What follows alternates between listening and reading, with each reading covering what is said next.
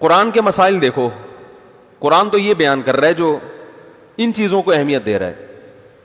تو ایک صاحب یہاں رفع الیدین پہ جھگڑتے تھے، مجھے کسی نے بتایا یہ اپنے ماں باپ کے ساتھ اتنا برا سلوک کرتا ہے، اتنی بدتمیزی سے بات کرتا ہے، نہ یہ اپنے کسی بزرگ کا احترام کرتا ہے نہ کسی عالم کا احترام کرتا ہے. اس کو آپ اختلافی مسائل میں پوچھو تو فنٹر ہے یہ.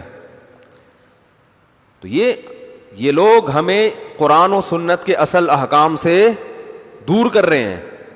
تو کیسی پیاری تقریر حضرت عیسیٰ علیہ السلام کی کہ میرے رب نے مجھے نماز کا حکم دیا، والزکاتی، زکوٰۃ کے مراد کیا ہے؟ غریبوں پر کے ساتھ حسن سلوک، مال بھی خرچ کروں گا اللہ کی راہ میں. اسلام میں کنجوسی کا کوئی تصور نہیں ہے بھائی. جب پیسہ ہے، دیکھو غیر مسلموں میں کیا ہے، جس کا پیسہ ہے بس وہی ہے. گورنمنٹ زبردستی بیشک 50% کھینچ لے تو کھینچ لے، وہاں کی حکومتیں آدھی آدھی تنخواہیں زبردستی کاٹ لیتی ہیں. تو اسلام میں یہ نہیں ہے. اسلام میں اپنی مرضی سے کیا کر رہے ہو اس پہ ثواب ملے گا. وفی اموالہم حق للسائل والمحروم، اللہ فرماتے ہیں ان کے مال میں حق ہے، مانگنے والوں کا بھی جو مستحق ہیں اور محروم لوگوں کا بھی.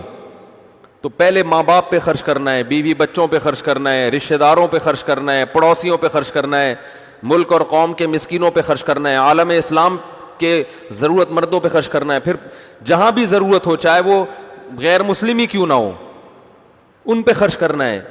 اس کو نبی صلی اللہ علیہ وسلم نے اور قرآن نے ہائی لائٹ کیا ہے.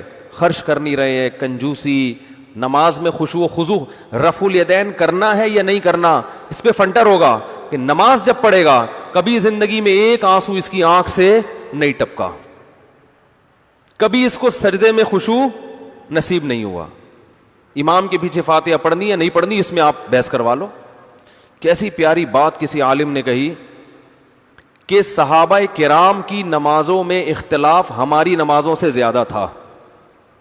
صحابہ میں کچھ یہاں ہاتھ باندھتے، کچھ یہاں ہاتھ باندھتے، کچھ رفع الیدین کرتے، کچھ رفع الیدین نہیں کرتے، کچھ جب رکوع کرتے تو گھٹنوں کو پکڑتے، اور عبداللہ بن مسعود جب رکوع کرتے تو گھٹنوں کے درمیان ایسے ہاتھ رکھتے تھے، گھٹنے پکڑتے نہیں تھے. یہ بھی ایک اختلافی مسئلہ ہے.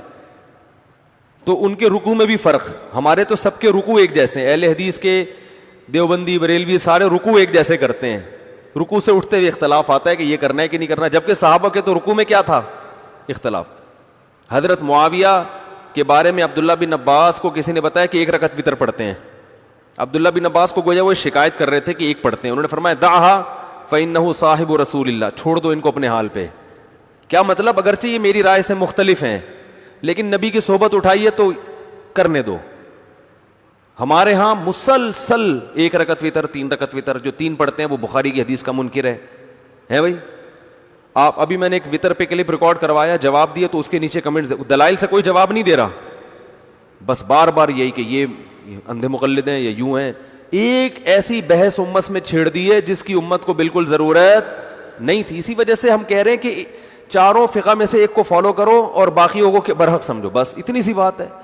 سب نے قرآن و حدیث کی تحقیق کی ہے، سب قرآن و سنت ہی کو مانتے ہیں. اللہ نے نبی سے مختلف اعمال کرا کے ساری سنتیں اس امت میں ہمیشہ کے لیے زندہ کر دی. میں دبئی کئی بار گیا ہوں، وہاں میں نے بہت سے لوگ دیکھے ابو ظہبی میں نا ہاتھ چھوڑ کے نماز پڑھتے ہیں. ہمیں تو کبھی تکلیف نہیں ہوئی ہے، کیا کر رہے ہو ہاتھ چھوڑ کے کیوں نماز پڑھ رہے ہو؟ بھائی وہ مالکی امام مالک کو فالو کر رہے ہیں اور ان کی بھی مضبوط دلیل ہے. امام مالک کہتے ہیں میں نے اہل مدینہ میں سب کو ہاتھ چھوڑ کے پایا ہے، لہذا وہ کہتے ہیں جو ہاتھ باندھنے کی حدیث ہے اہل مدینہ کے عمل سے پتہ چلتا ہے کہ نبی کا آخری عمل کیا تھا؟ ہاتھ چھوڑنے کا. وہ بھی ٹھیک ہے. ہم ہاتھ کیوں باندھتے ہیں؟ بھائی ہم امام حنیفہ کی تحقیق کو فالو کرتے ہیں، ان کے ہاں افضل کیا ہے؟ تو بجائے اس کے کہ ہم ساری زندگی دلائل میں تطبیق دے کے ایک کو ترجیح دیتے رہیں، تو ہم یہ کہتے ہیں یار یہ کام ہو چکا ہے، اب اس کو چھیڑنے کی ضرورت نہیں ہے، سب صحیح ہیں، ایک کو فالو کر لو دوسرے کو بھی صحیح سمجھو. اس سے امت میں اتحاد پیدا ہوگا، اس سے امت میں جوڑ پیدا ہوگا. اور قرآن و حدیث کے نام پہ جس طرح آج امت کو جوڑنے کی کوشش کی جا رہی ہے نا، تو یہ ایسے ہی ہے جیسے غبارے میں جتنا ہوا بھر دی آپ نے، اب جتنا وہ چھوٹا ہو سکتا تھا ہو گیا، مزید اب آپ اس کو دبائیں گے تو وہ پھٹ جائے گا. تو امت میں جو بہت سارے اختلافات تھے، چاروں اماموں نے تحقیقات کر کے ان اختلافات کو سمیٹ دیا ہے. اب سمٹ کے جتنا سمٹ سکتی تھی امت سمٹ گئی ہے. اس کو مزید ایک پلیٹ فارم پہ لانے کی کوشش کی تو یہ سمٹے گی نہیں، یہ پریس ہونے سے پھٹ جائے گی، جیسے کہ پھٹ رہی ہے. جس نے بھی فرقہ واریت ختم کرنے کی کوشش کی ہے نا, کوشش کا اسٹائل ایسا ہوتا ہے کہ اس سے فرقہ واریت ختم ہونے کے بجائے بڑھ رہی ہے. غامدی صاحب ایک نیا فتنہ آ گیا, انجینئر ایک نیا فتنہ آ گیا, نیا فرقہ, فتنہ بھی نہیں, اس سے بھی یہ نہیں, فرقے کے نام پہ فتنہ, اور ممکن ہے کل کوئی دوسرا اٹھے وہ ایک نیا فرقہ. ہر آدمی کہتا ہے دلیل دلیل. توصیف الرحمان راشدی صاحب ایک وہ الگ ہے, انجینئر توصیف الرحمان کو نہیں مانتے, توصیف الرحمان انجینئر کو نہیں مانتا, وہ غامدی ان کو نہیں مانتا, وہ ان کو نہیں مانتا, سب قرآن و سنت کا لیبل لگا کے جمعیت غربہ اہل حدیث, عام اہل حدیث کو نہیں مانتے. جماعت المسلمین صبح سے شام قرآن و سنت کرتے رہتے ہیں بیٹھ کے, لیکن وہ اپنے علاوہ اہل حدیث کو بھی کیا کہتے ہیں, کافر یا گمراہ تو کہتے ہی ہیں. تو سب کا لیبل ایک ہے, ٹوٹتے چلے جا رہے ہیں. آپ کسی بھی مسلک کو فالو کر لو بھائی, گورنمنٹ کی طرف سے پابندی نہیں ہے.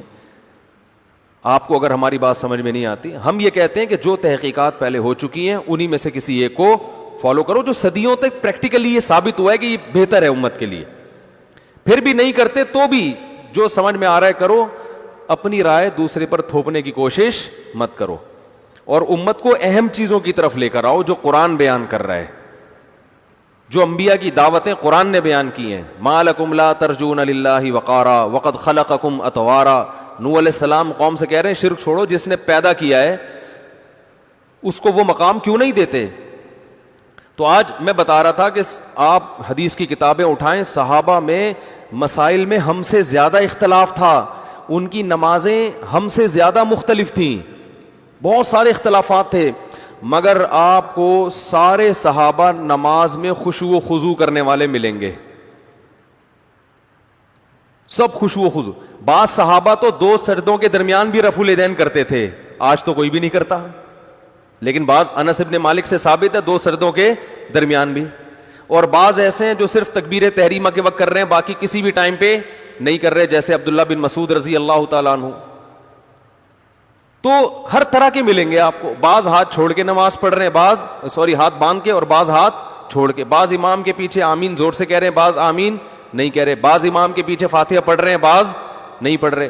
اتنے اختلافات, ایک چیز قدر مشترک تھی, سب نمازوں میں خشوع و خضوع, سب نمازوں میں روتے تھے, سب کی نمازیں لمبی.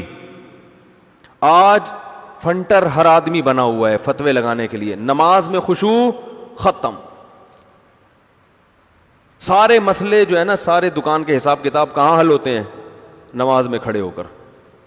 اور نماز محبتوں کے بجائے نفرتوں کا ذریعہ بن رہی ہے.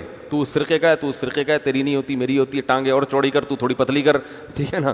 مسجد میں, ایک مسجد میں گیا, رفع الیدین کی پوری بحث لکھی ہوئی ہے, آمین کی, ادھر آمین کی بحث, ادھر رفع الیدین کی بحث, ادھر امام کے پیچھے فاتحہ کی. میں نے کہا یہ مسجد ہے کیا بھلا ہے بھائی, ہے بندہ داخل ہوتے ہی دیواریں پڑھنا شروع, پھر بندے بھی بٹھائے ہوئے ہیں. آپ نے 2-3 دفعہ مسجد میں نماز پڑھی, بندہ آ جائے گا, فاتحہ پڑھی نہیں پڑھی, اس پہ بحث شروع. کہیں بھی دنیا میں ایسا نہیں ہے. انڈونیشیا جاؤ, ملیشیا جاؤ, میں تو گیا ہوں نا, وہ فاتحہ پڑھتے ہیں, انہوں نے تو نہیں لگایا ہوا. ہم ان سے کہتے ہیں بھائی ہم فقہ حنفی کو فالو کرتے ہیں, ٹھیک ہے بھائی یہ بھی ٹھیک ہے. نہ ہماری مسجد میں کوئی دیکھا آپ نے, مسجدیں, جامع مسجد اہل حدیث, جامع مسجد بریلوی, جامع مسجد دیوبندی, ٹھیک ہے نا, فرقوں کے نام پہ مسجدیں چل رہی ہیں. حنفی دیوبندی پورا لگایا ہوا ہوتا ہے, حیاتی بھی آگے لگا دیا, کسی نے مماتی لگا دیا, پھر چکڑال بھی لگا دیا, کسی نے توحیدی لگا دیا, پھر بریلوی لگا دیا, پھر اور اہل حدیث لگا دیا. جماعت المسلمین والوں کی تو مسجد کا نام ہی مسجد المسلمین. ان کا خیال ہے کہ جو مسجد المسلمین ہے وہ تو یہی ہے, باقی سب مسجد الکافرین ہیں, ٹھیک ہے نا. ایک جماعت المسلمین والے سے کہا, میں نے کہا کہ نبی کے دور میں کوئی جماعت المسلمین نام کی کوئی مسجد دکھاؤ. نبی کے دور میں تو نمرہ مسجد, قبا مسجد یہ تھے. تو اسی وجہ سے ہماری مسجد کے باہر الفلاحیہ مسجد, کوئی فرقہ وارہ لفظ نہیں ہے. تو جو فرقہ واریت کے خلاف کام کر رہے ہیں نا آج کل, فرقہ واریت سب سے زیادہ وہی پھیلا رہے ہیں. تو روح کو دیکھیں, نعروں کو اور باتوں کو مت دیکھیں, اور ان احکامات کو فوکس کریں جو قرآن نے بیان کیے.